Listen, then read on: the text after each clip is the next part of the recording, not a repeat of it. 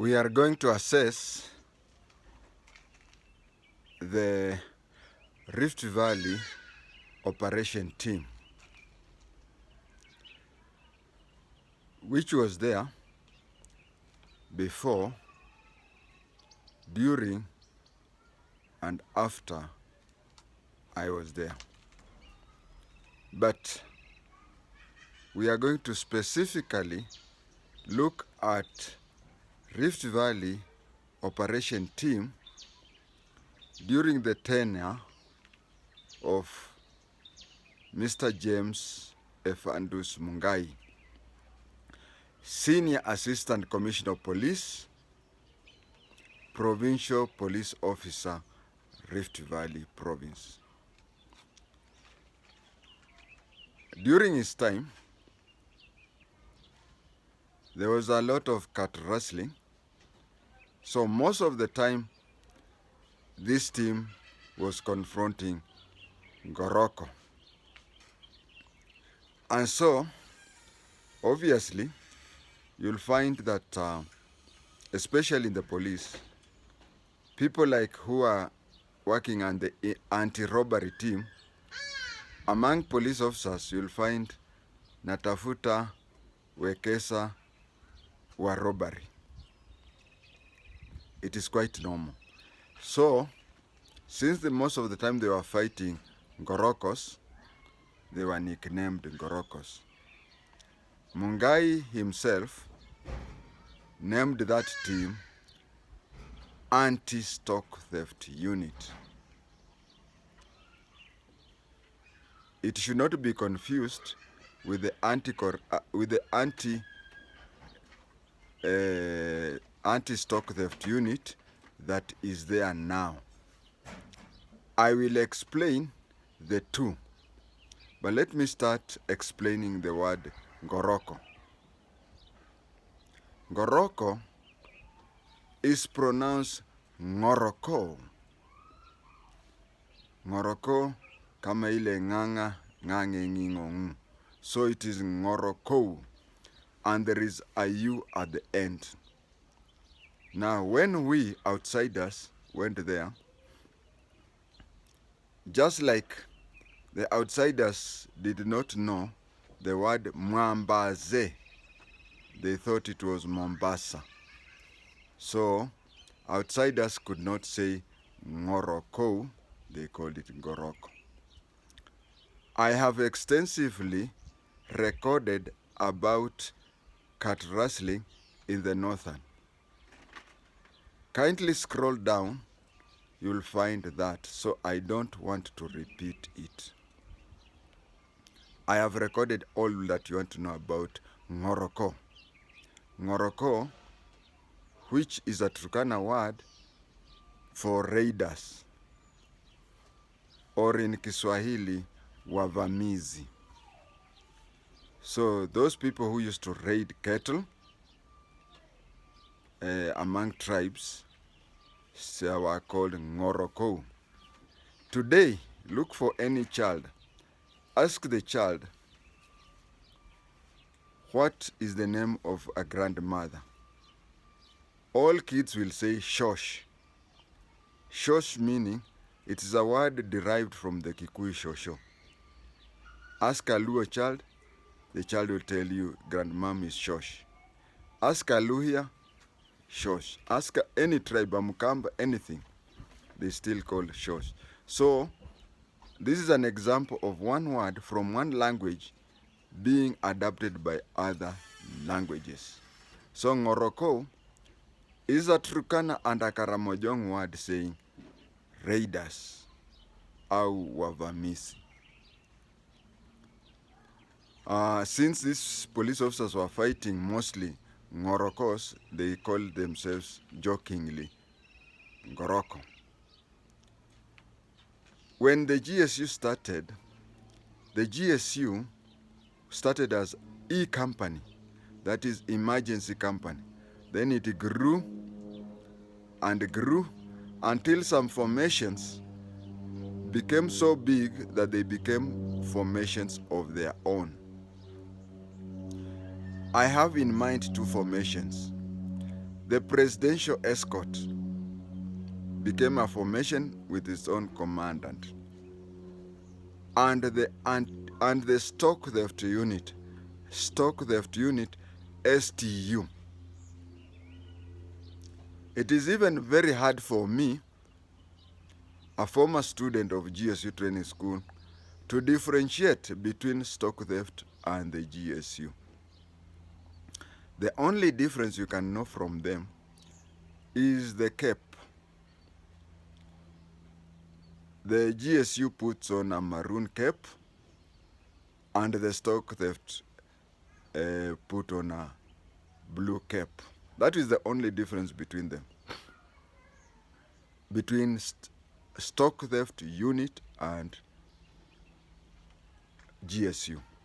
So we had a national stock theft unit that was and still is based in Gilgil.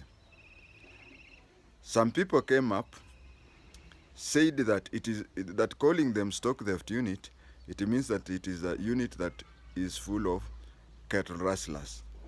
So they changed it to anti-stock theft unit. The same way recently, we had crime branch. Every police station there was a crime branch. But nowadays you go to a police station, you find that it is written anti-crime branch.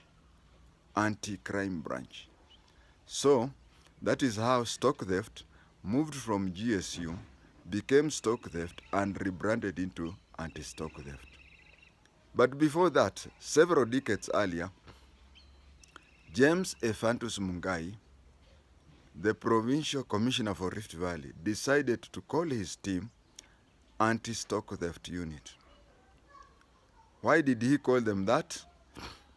Did he have a mandate of having a work that is nationally done?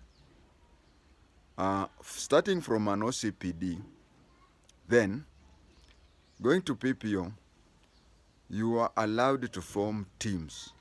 Like in Kapenguria, we had an operation team. I had an operation team who were on standby just for cattle rustling. Why do we have a special operation team? You know, if they take any officer available to go for stock theft, he can go there and spend weeks. And you see he has cases. So you go to court, Your Honor, the arresting officer or the investigator. So we have special officers who are set aside specifically to deal with that at the district level, at the province level, and of course, just like the current constitution, we have the Ministry of Health and the Ministry of Education, both at the county level and at the national level, plus maybe roads. So he was within his powers. The only odd thing I can say is that up to today, I do not know how a PPO acquired aircrafts and had his anti-stock theft people parachuting into place. It was a good idea. But since the money came from the same government, nowadays you can say the county government prioritized something, but those days it was the same government. So how he managed to have a formation owning planes and parachutes instead of, no, it did not own planes, it used the Kenya Police Air Wing planes, but teaching the people up to parachute. Why didn't they start with the stock theft, which was a national? That one I have never investigated. We are sharing information. Somebody else will come up with the idea. I have seen from past recordings, I even learn more than what you people learn. Now, the importance of that group is that there was allegation that it had planned, that it had grilled an underground passage from the officers' mess in the dog section to State House, Nakuru, so that once the president is killed, they go through there. They call Moi, Kibaki, and others, and then tell them that and then shoot. And then there was a lot of stories that there was to be acid, which was to be poured on them, or the story would go around that when Kenyatta died, they would even shoot his dead body and claim that Moi, Kibaki, and Njonjo, plus others, had come and shot Kenyatta dead, and then the security officers killed them. That is the importance of this step. The others were just for information. I have done my research. I will tell you what I found. And I would have preferred if I knew more than what I got. But sharing information is multiplying information. There was a story that Mungai's operation team was composed of Kikuyus alone. In West Pokot, at Nauyapong, I worked with 2 officers who used to work there. Immediately, Moi took over. The team was disbanded. The people were transferred left, right, and I talked to them. One was a Kikuyu, and one was a Borana. So already you know that the story that it was composed of people from one tribe was a lie. I was not contented with that. Remember, by that time I was still a general duty police officer. But it seems I was born an intelligence officer. I went ahead and asked them whether it is true that it was composed of one tribe. They said no. They said that the largest tribe, which was Kikuyu, made up of 40% of the personnel across the ranks. So that was a lie. 2, I wanted to know whether their work was related to overthrowing the government or whatever. They said that if that was their function, they learned it from the press just like any other person. I was a regular visitor at the officers' mess at Dog Section in Nakuru, free area. I am working encyclopedia on security in State House. But I have never stepped inside any of the state houses or state lodges. I was a desk officer who was in the desk in the office some distance away. I have never entered any state house or lodges, specific or including Nakuru. So, trying to find out if there was a tunnel between the two, because there is the main highway that crosses between the two. You cannot investigate from State House because that is a classified security zone. But being an inspector of police, I had access to Dog Section officers' mess. I made numerous investigations, as much as I could, but covertly. In those days, slightest suspicion would make you go to heaven. So I made, and I can clearly say without any doubt, that the story that there was a tunnel between State House and the officers' mess was not there. It was a lie. There's a saying, 2 sayings, that as greedy as a hyena is, it cannot eat its children. But then there is a counter saying that when a hyena wants to eat its child, it says, "Hey, you smell like a goat." So When the system wanted to finish you, they had to give you a name. The story, you know, at that time, the three of them, Moi, Kibaki, and Jonjo, came up with that talking so as to secure ruling in the Kenya. That was the hottest hot air you'll ever meet. And what happened was that you'll notice that during, I was young during Kenyatta's time, but you'll find during Moi's time, if you want to know that the story has been cooked, it used to happen like this. First of all, they brand you something. They make whatever they want, like in Jonjo. Even this case, James Efandos left this place, drove all the way to Sudan, flew to a Scandinavian country, came back, and he was ready to write a statement.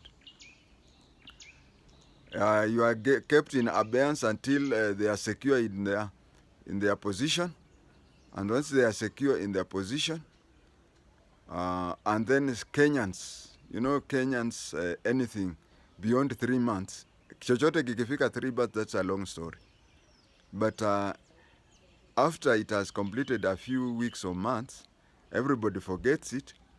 Then the president, in his Christian, and I'm saying Christian heart, he would come out publicly and say you are found guilty, and that he has used the powers of mercy to forgive you. In those days, unlike today, you would tell the president to publicly produce the report of the Njonjo Commission which found Njonjo guilty, or whatever. So he had scored a lot of things. In brief, of the long story is one, yes, there was a Rift Valley provincial operation team. Yes, they used to call each other Ngoroko Ngoroko as a joke. And yes, James Efandus Mungai called it anti-stock theft unit and all those things. But the story that it was set up to overthrow the government or anything, that is the hottest hot air you'll ever come across.